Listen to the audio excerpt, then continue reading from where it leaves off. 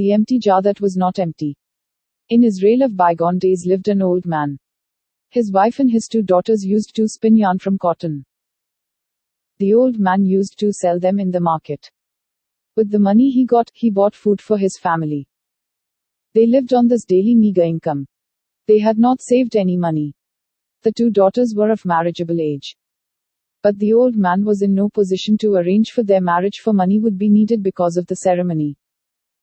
One day the old man felt too tired to go to the market to sell the yarn. So they sent their elder daughter to do the needful.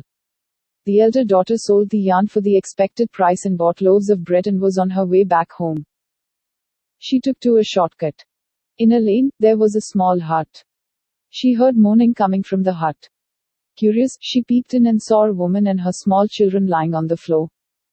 It was the woman who moaned. "What torments you?" asked the girl. "Hunger. We had had no food for the past 3 days," replied the woman. "If I give you some food, will it be of much help to you? What will you do for tomorrow?" asked the girl. "Only if we could gather little strength, we will go over to the next town. My kinsmen are there and they are well-to-do people." The girl gave them all the loaves she had bought. The woman thanked her much and said, "Friend, I have nothing to give you in return but this old jar. Please take this with you. It is not empty." The girl looked into the jar. It was empty.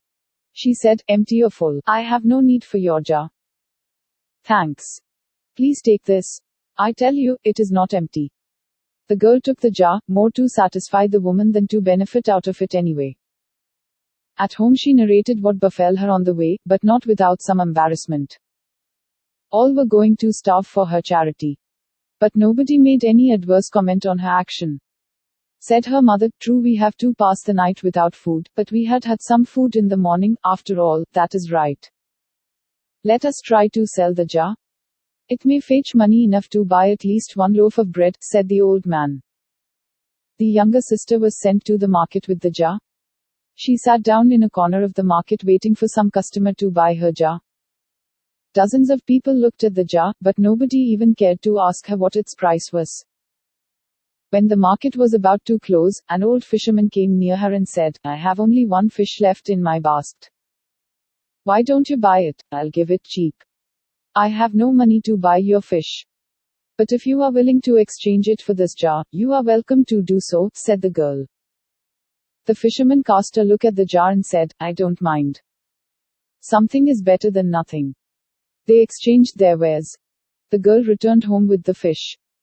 "Something is indeed better than nothing," said her mother as she sat down to cut the fish. Lo and behold, pop came a sizable pearl out of the fish. All looked at it with wonder. In their joy, they forgot their hunger. In the morning the old man went to his childhood friend who was a jeweler. Examining the pearl, the jeweler said, "This is the finest pearl I have ever seen. I cannot buy it because it is beyond my means. I will take you to my friend, another jeweler, who can pay the right price for it," said the friend. The other jeweler was happy to pay a price which made the old man rich. His daughters were married off and the old couple found enough money left with them to spend their last days in comfort.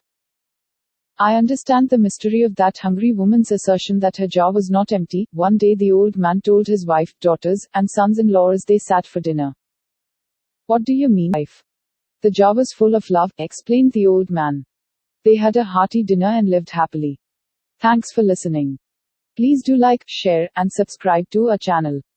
See you with another story.